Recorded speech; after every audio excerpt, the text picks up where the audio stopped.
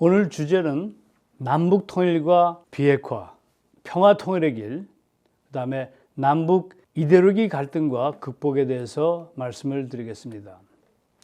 통일하면 우리가 그 6.25 전쟁의 그 참화를 경험한 민족으로서 더 이상 무력으로 통일해서는 안 된다고 하는 것이 전제되어야 되겠습니다.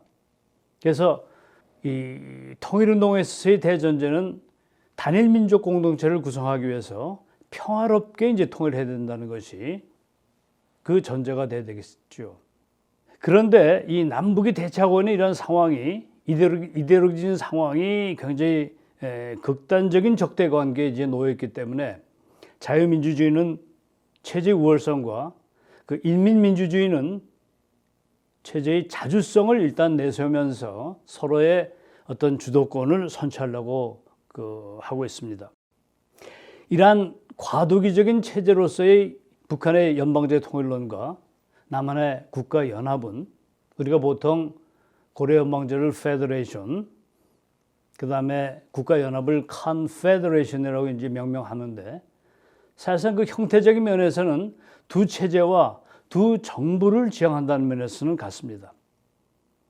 그러나 차이점은 외교권과 군사권을 통합 운영하느냐 하는 그 북의 입장과 그것을 독립적으로 운영하자고는 남의 입장이 다를 뿐이죠. 북한의 연방제는 이미 1980년에 고려민주 연방이라고는 미래적인 국호까지도 선언한 그런 입장에 있습니다. 이렇게 연방제에 매달려 있는 소위 북한과 그 남한의 입장이 그래도 가장 가깝게 근사적으로 접근한 것은 우리가 잘 알고 있는 김대중, 김정일의 6.15 남북 공동선언이죠. 이것은 북의 입장에서 볼 땐 낮은 단계의 연방제라고 명칭이 되어 있습니다. 자, 우리가 그것이 국가연합이든 연방제든 표면적으로는 거의 형태가 비슷한 것 같지만은 사실 남북은 기본적으로 흡수 통일을 지향하고 있다고 하는 것을 우리가 그 암시적으로 인정하지 않을 수 없습니다. 한국의 남한의 그 보수 정권은 물론이지만은 북한도 적화 통일의 야욕을 버리지 않고 있어요. 주한미군 철수라든지 또는 한미 상호방위 조약이라든지 또는 한일 조약 등을 그 매국적이고 예속적인 조약이라고 주장함으로써 그것을 폐기할 것을 강조하고 있죠. 따라서 이 두 체제의 이데올로기적인 담론이라고 하는 것은 단순한 하나의 체제적인 대립이 아니라 이것은 생명을 담보하는 죽느냐 사느냐는 생존의 논리 또는 가치관의 선악의 투쟁이 깔려 있다는 것입니다. 이처럼 평화 통일의 뒤안길에는 숨어있는 이데올로기가 서로 대립하고 감춰져 있다고 하는 사실 우리가 부정할 수 없죠.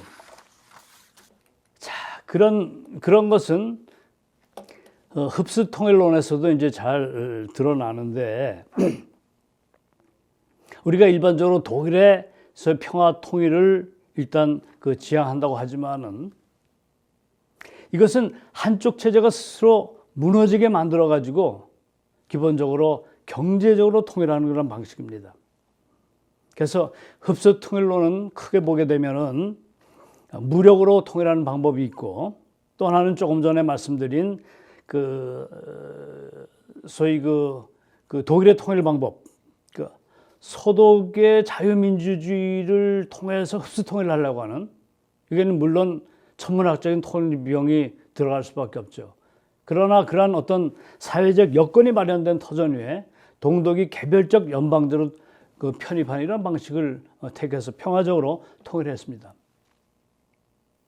그러나 암묵적으로 군사정부라든지 이명박 박근혜의 보수 정권들은 소위 흡수 통일론을 지향해 왔습니다. 왜냐하면 미래지향적인 통일 헌법이라고 하는 것은 양립할 수 없는 자유민주주의와 주체민주주의 중 하나만을 선택할 수밖에 없다고 하는 그런 당위성 때문이죠. 겨우 김대중 정권에 와서 대북 포용 정책을 통해 가지고 흡수 통일을 포기했다고 볼 수 있습니다.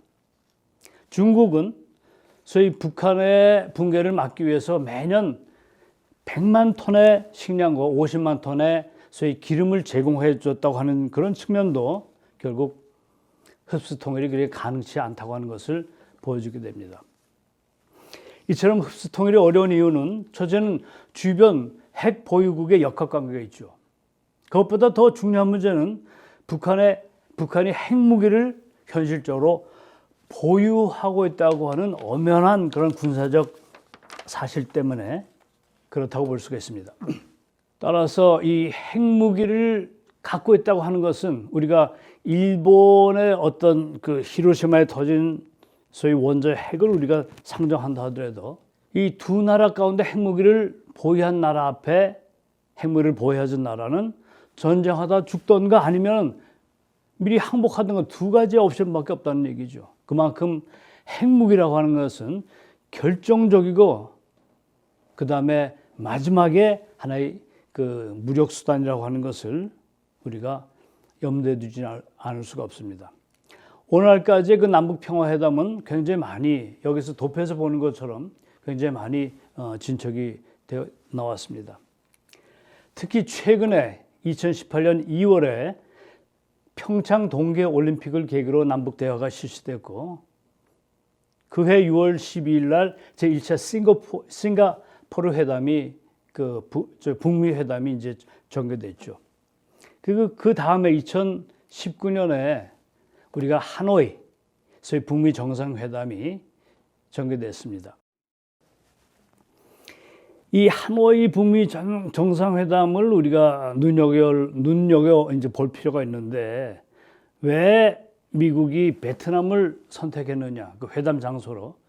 베트남이라고 하는 것은 사회주의 국가이지만은 소위 자본주의 경제 체제를 도입해서 부강해진 나라의 대표적인 예입니다. 그 때문에 베트남을 기본적으로 예시함으로써 북한을 유도하기 위한 하나의 미국의 전략이 이제 깔려 있다고 볼 수가 있고 여기에서 이제 소위 북한의 회담 당사자인 김영철은 트럼프에 대해서 어떤 면에서는 그 트럼프가 러시아 게이트에 연루되어 있기 때문에 재선에 실패할 것을 예측하고 어떤 면에서는 미국의 입장을 상당히 좀 얕잡아 봤다고 볼 수 있죠.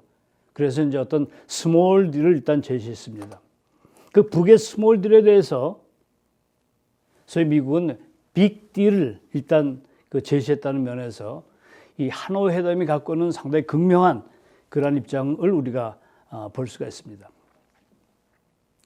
자, 여기에서 우리가 이 평화회담이라고 하는 것, 그 비핵화 회담이라고 하는 것이 어떤 의미를 갖고 있느냐 하는 것을 다시 한번 우리가 좀 정리해 볼 필요가 있습니다.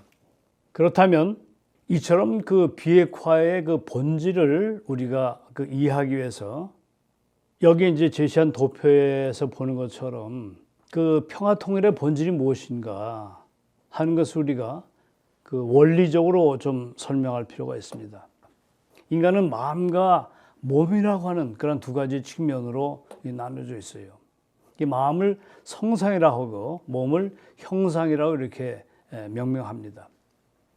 자, 그러면 우리가 마르크시즘 또는 북한의 주체 사상은 결국 사회주의적인 물질관 또는 사회적인 인간관을 중심삼고 이 노동을 기본적으로 인간의 본질로 규정한 철학이에요. 이러한 노동을 기본적으로 소위 인간의 본질로 규정했던 소위 유물론의 사상은 평화 문제를 다룰 수 없다는 거예요. 평화와는 너무나 이제 거리가 멀기 때문에 이러한 사회주의의 기본적인 평화 정책은 위장성을 띨 수밖에 없다는 것이죠. 위장 평화주의적인 입장을 취할 수밖에 없다는 것입니다. 반면에 이 자유민주주의라고 하는 것은 결국 인간의 본질 이성을 규정하고 또 자유를 규정합니다. 이것은 어떤 면에서는 이 마음이라고 하는 정신적 가치를 인권의 가장 중요한 가치로 규정하는 건데 이러한 그 자유민주주의 체제에서는 기본적으로 평화 상대주의 또는 평화 현실적인 입장밖에는 도출될 수 없다는 것입니다. 왜냐하면 인간의 정신 성상이라고 하는 것은 인간의 본질을 궁극적으로 규정하는 것이 아니기 때문에 이건 상대적일 수밖에 없다는 것이죠. 인간의 본질은 심정 또는 참사랑입니다.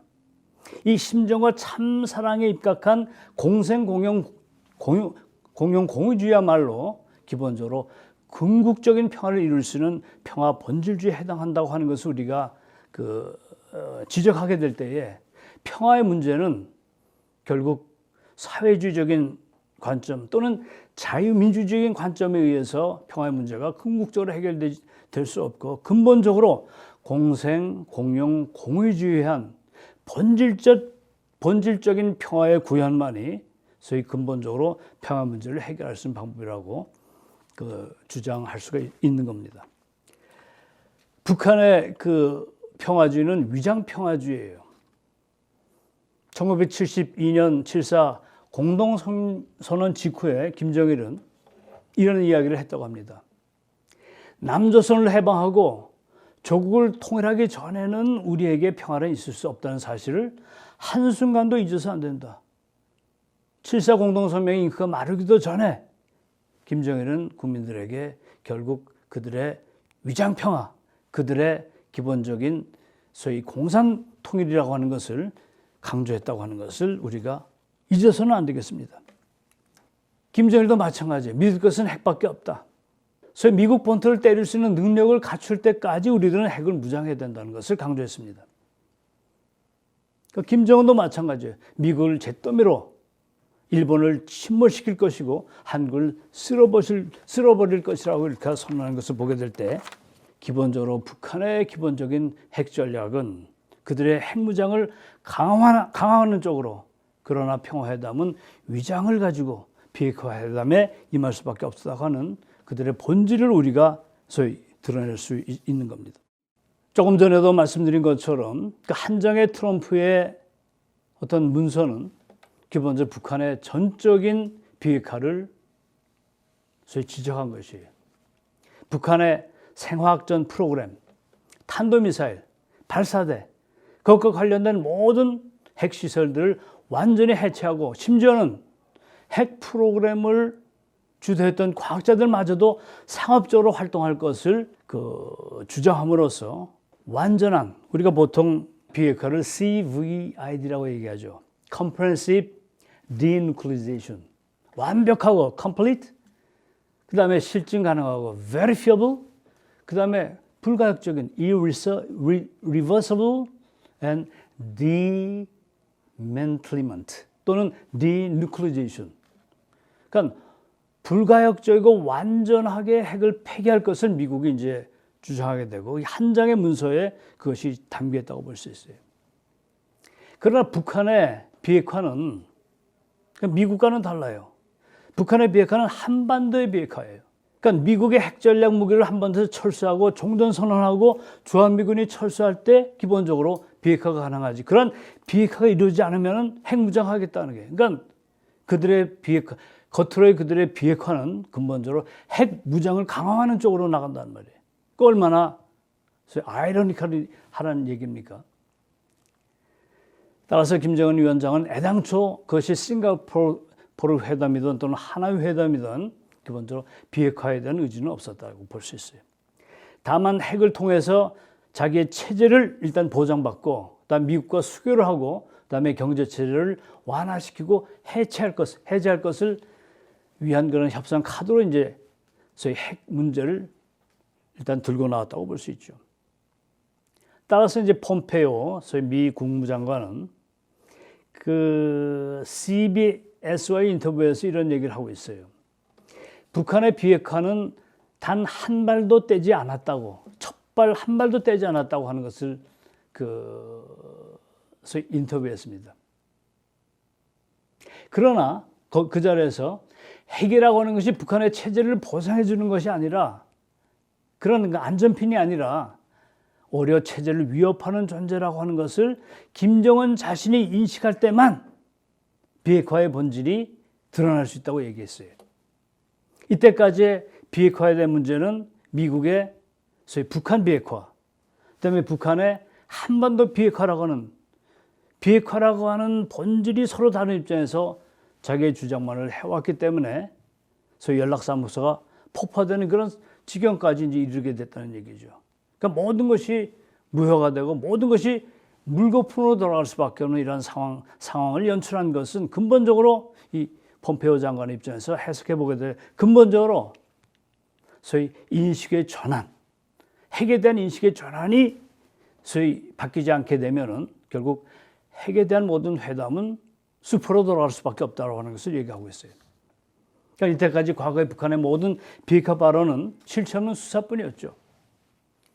그러면서 북한의 전략은 미국 앞바다까지 갈 수 있는 핵잠수함을 개발하는 겁니다. 14,500km를 일단 그 바다 밑으로 일단 그 움직여서 이동해서 그 미사일 3발을 장착할 수 있는 3,000톤급의 잠수함을 기본적으로 개발하는 것까지 이제 북한 핵 개발의 그 목표라고 볼 수 있어요. 이것이 이제 우리가 잘 알고 있는 SLBM 운영 능력이죠. 그것은 이미 인공사진에 의해서 공개된 것입니다. 그다음에 우리가 잘 아는 ICBM이라고 하는 거, 어디까지 소위 핵기술의 완성을 의미하느냐. 이것은 미국 서부의 시애틀, 샌프란시스코, 로스앤젤레스, 이러한 미국 서해안을 타격할 수 있을 때까지 능력이 배가 될 때만 소위 핵무기, 북한의 핵무기의 존재 의미를 가질 수 있다고 하는 것을 염두에 둔 것입니다. 김정일이 이런 말을 했어요. 그날이 오면, 그날이라고 하는 것은 북한이 미국을 공격할 수, 직접적으로 공격할 수 있는 것이 ICBM이든 아니면 SLBM이든 이런 어떤 형태로든지 미국을 일단 직접적으로 위협할 수 있는 상황까지를 이제 이야기하는, 그날이 오면은 기본적으로 미국은 북한과 싸울 수 없고 조국 통일을 이룰 수 있다는 것이죠. 핵 위협을 통해서 미국을 일단 인질로 삼고 나중에 이 남한에 대한 기본적인 무력 침공 또는 흡수 통일을 일단 가능하게 할 수 있다고. 이것이 이제 북한의 핵무기 개발 과정에서 드러난 하나의 모순입니다. 그러나 그 미국 합참의 그 이 참모 본부장인 그 폴 셀바는 아직까지 ICBM 기술 중에, 이게 탄도미사일입니다. 대륙간 탄도미사일 그 이 기술 중에 마지막 2가지 기술을 완성하지 못했을 것이라고 예측한다고 평가하는데, 그 최근에 예를 보게 되면 또 그렇지도 않은 것 같아요. 일단 북한은 2012년 4월에 북한 헌법에 핵 보유국임을 명시했습니다. 그다음에 2017년 11월에 장거리 탄도미사일인 화성 15 이 발사에 성공했어요. 그 다음에 국가 핵무력이 완성됐다는 것을 이미 선언했습니다. 그렇기 때문에 2019년, 2000년도, 2020년도에 이르기까지 현재 북한의 핵무기는 상당히 간과하지 않을 수 없을 정도로 그 무장이 완성됐다고 하는 것을 우리가 염두에 둘 수밖에 없어요. 따라서 이 핵과 핵이 대치하는 상황 속에서의 그 단 한 번의 실수라고 하는 것은 마치 이제 죽음인 것처럼, 이 정글에서는 그렇잖아요. 정글의 소위 동물들의 양육 강식이라고 하는 그런 이 정글지대에서의 이 소위 힘이 지배하는 그런 하나의 그 무력 상태에서는 한 번의 실수가 결국 죽음을 초래하는 것처럼, 핵으로 둘러싸고 있는 이런 소위 지정학적인 환경 속에서는 한 번의 판단 실수가 근본적으로 민족의 비운으로 일단 접어들 수 있다고 하는 것을 우리가 염두에 둬보게 될 때에, 조금 전에 얘기한 것처럼 북한의 평화는 남조선이 해방된 다음에 평화가 있다고 이미 선포했습니다. 서울이 해방돼서 김일성시로 명명되면은 마치 사이공이 함락되고 호치민시로 일단 개명된 것처럼 그렇게 될 때 기본적으로 평화가 온다고 주장하고, 이러한 주장은 아주 초질간 기본적으로 이러한 연방제 통일론 또는 소위 평화 통일론의 기초가 되어 있습니다. 그러나 우리 남한의 기본적인 평화 정책은 싸우지 않는 그런 잠정적인 상태, 전쟁이 사라진 소국적인 상태를 평화로 이해하는 것 같아요. 이런 것은 어떤 면에서는 김정은의 선에 의존하는 그런 평화고, 따라서 판문점 선언할 때도 김정은이 마음을 바꿨기 때문에 평화가 곧 도래하는 것처럼, 평창 올림픽 때에도 소위 평양이 평창에 온 것처럼 이렇게 굉장히 온 국민들을 선동하고, 그다음에 온 국민들도 곧 평화가 도래할 것 같은 착각에 빠져 있었죠. 그러나 결과적으로는 모든 것이 숲으로 돌아갔어요. 평화라는 것은 우리 민족끼리의 어떤 논리를 가진 평화가 이루어질 수 없어요. 왜냐? 동북아 전체의 어떤 정세, 그다음에 미국과 중국이라고 하는 이런 강대국에 쌓여 있는, 그것도 핵무장이 되어 있는 어떤 러시아라든지 이런 기본적인 강대국에 둘러싸이고 있는 한반도의 정세는 우리 민족들의 논리라고 하는 것만 가지고 안 되는 것이죠. 오히려 반대로 소위 아시아 태평양 지대의 평화라는 것이 이루어질 때 한반도의 평화가 올 수밖에 없다고 하는 그런 입장을 우리가 아주 냉철하게 판단해야 되고, 그다음에 지정학적인 하나의 핵 무장 세력들의 기본적인 역학관계를 우리가 염두에 두지 않고서는 핵 문제를 지혜롭게 우리가 풀어나갈 수 없다는 것을 알 수가 있습니다. 조금 전에도 이제 말씀드린 것처럼 평화 본질주의만이 진정한 의미에서 평화를 이룰 수 있다. 그 진정한 의미에서의 평화라고 하는 것은 인간의 본질인 심정에 기초할 때만, 참 사랑에 기초할 때만 진정한 평화가 이루어질 수 있고, 이런 심정에 기초한 평화주의를 우리들은 평화 본질주의라고 이렇게 규정하게 됩니다. 여기서 얘기하는 평화사상은 폭력을 단호하게 거부하고 근본적으로 인간의 본질을 규정하는 효정 사상에 의해서 기본적으로 평화가 이루어진다고 하는 것을 말씀을 드리는 겁니다.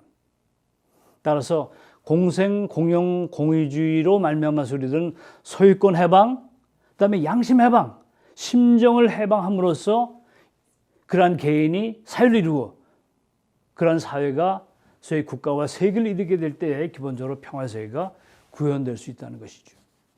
또 근본적인 평화의 실현은 기본적으로 하나님을 출발점으로 한 나 자신의 기본적인 몸, 마음의 통일과 그 다음에 이웃과의 통일의 관계를 통해서 가정의 통일, 사회의 통일, 국가의 통일, 세계의 통일이 벌어지게 되고 궁극적인 세계 평화가 이루어질 수 있다고 하는 이런 것들이 이제 저희 신통일한국론에서 주장하는 이 본질주의적인 평화운동의 어떤 개념이에요. 자, 이러한 그 평화 본질주의를 이루기 위해서 그 한반도에는 여러 가지 해결해야 될 그런 문제들이 많이 있습니다. 그 문제 중에 우리가 이 남남 갈등의 문제를 일단 염두에 두지 않을 수 없어요. 이 남남 갈등이라고 하는 것은 그 대북 정책에 대한 갈등 또는 노사 갈등 또는 이념 갈등 같은 이런 다양한 형태로 이제 벌어지게 되는데, 기본적으로 이런 권력의 이동 과정에서 이 남남 갈등이라는 것이 굉장히 중요한 통일의 장애 요인으로 이제 등장하게 됐습니다. 자, 이러한 어떤 남남 갈등에서 소위 신통일한국론에서 기본적으로 제시하는 소위 화해와 상생의 법칙은 수수작용의 법칙이에요. 그러니까 마르크스즘이 갖고 있던 소위 대립과 갈등의 변증법적인 그런 사고방식이 아니고 소위 마음과 몸의 수수작용, 남자와 여자의 양성과 음성, 그다음에 너와 나의 원만한 수수작용을 통해서 서로 협조하고 공생하고 번영하는 이런 수수작용의 기본적인 원리를 기본적으로 제시할 수가 있어요. 그러나 이 수수작용의 법칙만이 적용될 수 없는 여러 가지 사회적 모순 문제가 대두하게 됩니다. 그러니까 역사의 법칙은 근본적으로 수수법칙을 통한 발전의 역사, 예를 들면 과학이라든지 또는 경제라든지 또는 문화 같은 것들은 이런 수수작용의 법칙을 통해서 발전해 나가요. 그러나 역사에 또 하나의 적용되는 법칙은 복귀의 법칙이고 전환의 법칙입니다. 이것은 역사라고 하는 것이 기본적으로 선악의 투쟁사이기 때문에 그래요. 가치관의 투쟁사이기 때문에 그래요. 남북의 현실을 보게 될 때, 좌익과 우익의 현실을 보게 될 때 우리들은 이 모든 역사는 근본적으로 가치관의 투쟁이에요. 이러한 극단적인 대결 가운데서 근본적으로 해결책은 나올 수 없다고 봅니다. 왜냐하면 이 좌우의 싸움에 그 중심에서 그것을 중재해 줄 수는, 형제 싸움을 중재하기 위해서는 부모가 있어야 되겠죠. 마찬가지로 이런 좌익과 우익의 극단적인 대결과 소위 투쟁의 과정에서는 부모와 같은 그런 중심 역할을 할 수 있는 하나님주의 또는 두익사세라는 것이 제시되지 않고서는 기본적으로 좌우의 대립이, 한반도의 대립의 투쟁이 해결될 수 없다고 보는 것이 저희 신통일한국론에서 보는 기본적인 관점이에요. 그다음에 두 번째 일단 제기되는 것이 이 남북 총선거의 문제입니다.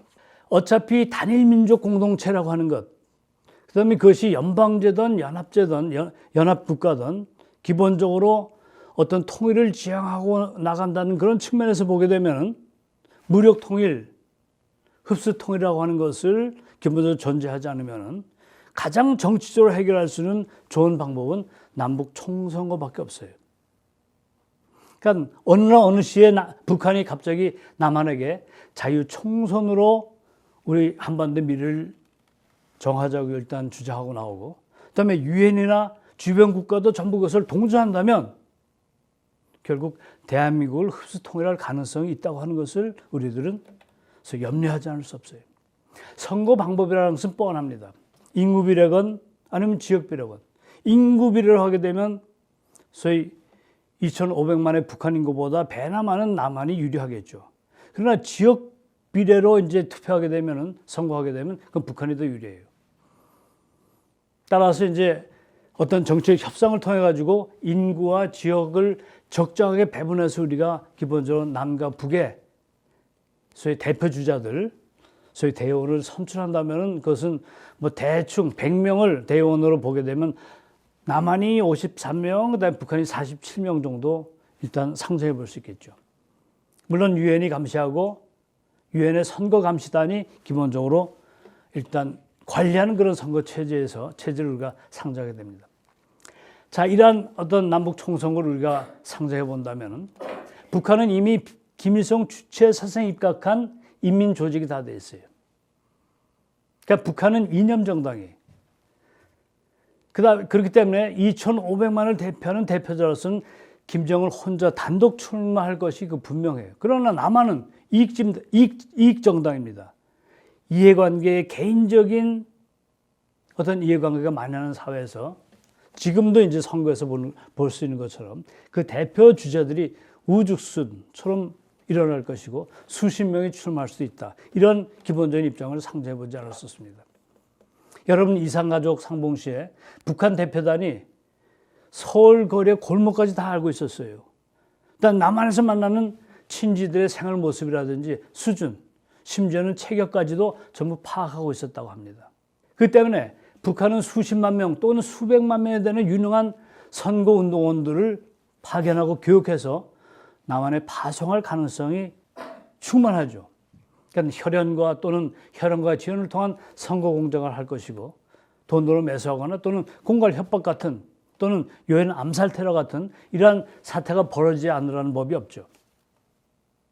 자, 이러한 하나의 이념, 그렇기 때문에 소위 남북 총선거라든지 남북 통일은 결국 가치관의 대결이고 철학의 대결이고 이념의 대결일 수밖에 없게 된다는 것을 말씀을 드리는 겁니다. 따라서 우리는 남북 총선거를 대비한 의식교육 또는 국민이 주체가 돼서 통일을 준비하는 그러한 국민운동 조직이 반드시 필요해요.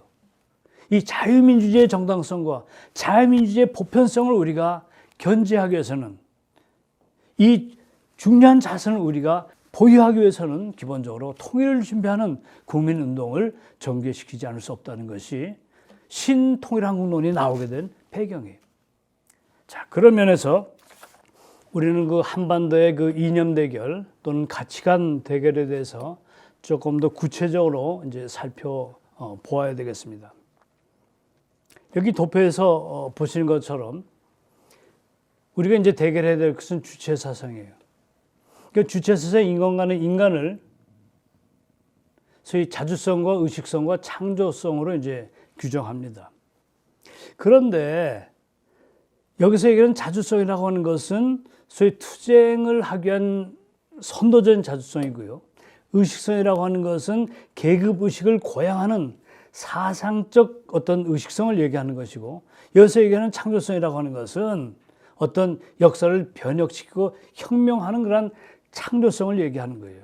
그러나 우리가 일반적으로 인간에 대한 보편적 어떤 그 개념 규정하고는 조금 다른 입장에서 어떤 투쟁과 혁명을 위한 어떤 자주성과 의식성과 창조성이에요.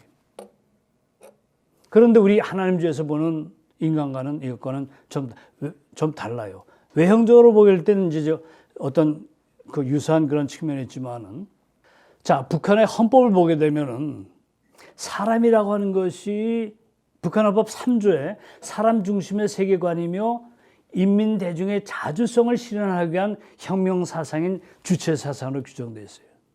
그다음에 여기서 사람 중심이라는 세계관은 혁명 사상의 주체 사상을 명기하고 있습니다. 그다음에 북한 헌법 8조를 보게 되면 사회의 모든 것이 근로 인민 대중을 위하여 복무하는 사람 중심의 사회제도라고 얘기하고 있습니다. 이게 사람 중심의 사회제도로 가는 소위 그들의 주체 사상의 소위 인간론은, 이 철학적 원리는, 그 다음에 그들이 주장하는 자주성, 의식성, 창조성은 어디까지나 소위 혁명을 유도하기 위한, 인민 대중이 혁명의 주체고 혁명을 유도하기 위한 그러한 인간관이라는 것을 볼 수가 있습니다. 이런 철학적 원리를 사회 역사 원리에 적용한 것이 바로 사람은 모든 것의 주인이고 그 다음에 역사 발전의 주체가 인민 대중으로 규정하는 그 사회 역사 원리예요. 이 철학적 원리에서 보편타당한 인간을 규정한 것이 아니고 굉장히 계급적 인간을 사람으로 규정해요. 그러니까 계급적 인간이 아닌 사람은 사람이 아니에요. 북한 헌법에 가면은. 그래서 사람다운 세상, 사람다운 사회라고 하는 그런 좌파의 논리는 기본적으로 이 주체 사상에 농락당할 가능성이 굉장히 농후한 그런 개념이에요. 그런 면에서 주체라고 하는 것은 북한 당국의 유일한 이데올로기예요. 수령 영돈을 보게 되면은 소위 인민대중과 노동자 계급이 역사의 주체이지만 그 인민대중과 노동당 또는 노동자 계급을 소위 주도하는 주체는 어버이 수령이에요. 자, 그러면 조금 더 구체적으로 우리가 한번 살펴볼 필요가 있습니다. 하나님주의 인간관에서 3대 주체는 부모와 스승과 주인이라고 얘기했어요. 그런데 이 세 주체는 한 중심을 통해서 세 주체성이 하나로 구현돼야 돼요. 다시 말하면 하나의 인간이 부모이자 스승이자 주인이 될 수 있는 겁니다. 학교에서의 교수님은 부모의 마음을 품어야 되고 그다음에 주인의 마음을 품어야 돼요. 학생들이 집에 돌아간 다음에 학교를 쓸고 닦는 것이 스승이, 그 교수가 해야 되고 그다음에 선생들이 해야 된다는 겁니다. 진정한 주인이라면, 진정한 부모라면은 단순히 가르친다고 하는 그런 어떤 하나의 그 지식의 판매 행위에 끝나는 것이 아니고 학생들을 부모처럼 돌보고 주인처럼 보살피는 그런 단계에 있을 때 우리는 진정한 스승의 상을 확보할 수 있죠. 부모도 마찬가지예요. 부모가 낳아줬다고 부모가 아니고 자녀를 교육하고 기르고 주인처럼 보살피는 것이 부모예요. 그러니까 부모와 스승과 주인은 소위 주체의 영역에서 보게 될 때는 결국 가정과 학교와 직장이라는 걸로 일단 소위 우리가 외연을 넓혀서 생각할 수 있지만은 그 주체는 근본적으로 한 주체 속에 담지될 수 있는, 이것을 한 중심의 3주체사라고 얘기합니다. 따라서 하나의 개인은 그 자체가 부모도 될 수 있고 스승도 될 수 있고 주인도 될 수 있다고 하는 것. 따라서 인간의 몸의 주체는 마음이고 이 마음의 근본적인 본질은 양심이에요. 그러니까 양심이라고 하는 인간의 주체는 그 자체가 나의 부모고 나의 스승이고 나의 주인이라는 그런 결론에 도달하게 됩니다. 이건 소위 문 총재님, 한 총재님의 위대한 가르침이에요. 자, 그런 면에서 우리가 주체 사상의 주체는 결국 수령에 의해서 어떤 생명이 부여된 그런 혁명적 인간으로서의 자주성, 혁명적 인간으로서의 역사의 주체를 일단 강조하고 있어요. 인간의 자주성이 바로 사회정적 생명을 이루게 되고, 따라서 사회정적 생명이라고 하는 것은 수령과 당과 대중의 통일체인 사회정적 어떤 생명체 한 구성이 되어야지 된다고 얘기해요. 이것이 바로 당의 영도를 받아야지만이 자주성을 갖고 있는 인간이 역사를 변혁할 수 있다고 이렇게 강조하고 있습니다. 그리고 당을 통해서 수령과 혈연적인 연계를 가지게 될 때 비로소 생명을 지닐 수 있다고 얘기하고 있어요. 그러니까 인간의 자주성은 영생하는 수령에 의해서 그 생명이 부여받는 거예요. 제가 북한 평양을 방문했을 때 곳곳에 흩어져 있는 그 프랜카드는 우리 어버이 수령은 영원히 우리와 함께 하신다는 건 프랜카드예요. 그 다음에 소년궁정의 어린 아들의 교실을 방문했을 때 거기에서 모든 방에 있는 소위 이 장승에 써 있는 것은 우리 광명선 미래 대한민국의 대통령이라는 구절을 제가 목격하고 아주 소스라치게 놀랐습니다. 광명성은 김정일의 아호예요. 그러니까 김정일이 미래 대한민국의 대통령이라고 하는 것을 어린 시절부터 기본적으로 세뇌하고, 그다음에 우리 어버이 수령이 영원히 우리와 함께 한다고 하는 이런 주체사상의 본질은 기본적으로 일종의 영생 사상이고 생명을 부여하는 수령이고, 따라서 북한 사회를 종교적 사회로 진단하게 되는 것도 바로 이러한 그들의 이념 속에서, 그들의 가치관 속에서 우리가 자연스럽게 도출된 것이죠. 그러면서 하나님주의는 양심을 내세웁니다. 인간의 양심은 조금 전에 얘기한 것처럼 부모요, 스승이요, 주인이에요. 이 양심의 원천은 심정이에요. 양심의 원천은 참부모 하나님이에요. 우리가 보통 서구의 전통에서 임마누엘 칸트 같은 사람은 양심의 원천을 소위 이성으로 봤어요.